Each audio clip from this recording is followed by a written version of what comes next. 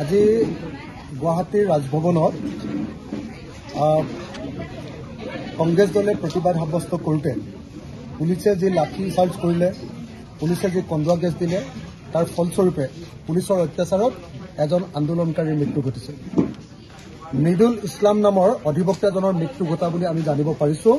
আৰু এই ঘটনাক ৰাইজৰ দলে কেৱল গৰিহণা দিয়াই নহয়, অসম পুলিচৰ বিজেপি চৰকাৰৰ এই অত্যাচাৰক আমি নিন্দা কৰিছোঁ আৰু এই কামৰ কাৰণে আমি বিজেপিৰ পদত্যাগ দাবী উত্থাপন কৰিছোঁ।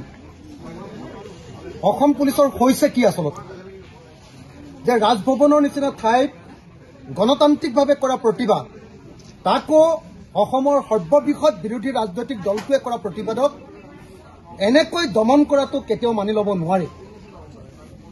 ৰাজভৱনত কৰা প্ৰতিবাদত যদি বিৰোধী দল, ৰাজনৈতিক দল এটাৰ ওপৰতে, ৰাজনৈতিক দলৰ কৰ্মীৰ ওপৰতে যদি এনেকৈ আক্ৰমণ কৰিবলৈ হয়, তেতিয়াহ'লে তাৰ অৰ্থটো হ'ল চৰকাৰ এই মুহূৰ্তত নিজেই নিৰাপত্তাহীনতাত ভুগিছে।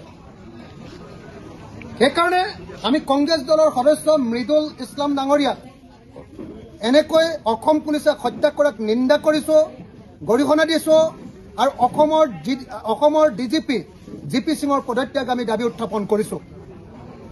লগতে আমি দাবী উত্থাপন কৰিছোঁ যে এই ঘটনাৰ কাৰণে অসমৰ মুখ্যমন্ত্ৰীয়ে ৰাজহুৱাকৈ ক্ষমা খুজিব লাগে, অসমৰ মুখ্যমন্ত্ৰীয়ে দুখ প্ৰকাশ কৰিব লাগে, অসমৰ মুখ্যমন্ত্ৰীয়ে মৃতকৰ পৰিয়ালৰ ঘৰ ভ্ৰমণ কৰিব লাগে আৰু অসমৰ মুখ্যমন্ত্ৰীয়ে মৃতকৰ পৰিয়ালৰ ঘৰলৈ গৈ মৃতকৰ পৰিয়াল ঘৰক অন্ততপক্ষে 1 কোটি টকাৰ ক্ষতিপূৰণ ঘোষণা কৰিব লাগে।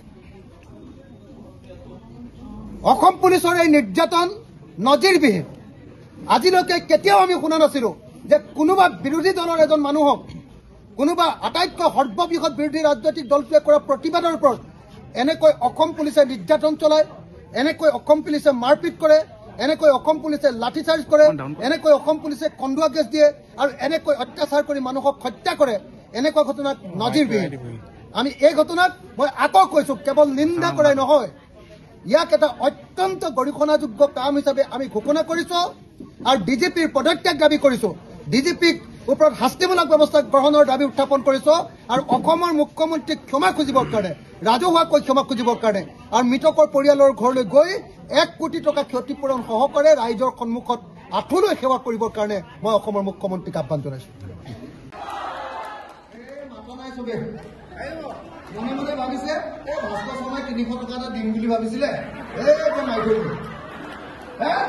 লাগিব নে নাই চৰকাৰ বদলাব, লাগিব নে নাই, লাগিব নে নাই, লাগিব নে নাই। ভাস্কৰ শৰ্মাই যদি পইচা দিয়ে, পইচা ল'ব কিন্তু ভোট তাক নিদিব, বুজিছে নে নাই। সিহঁতে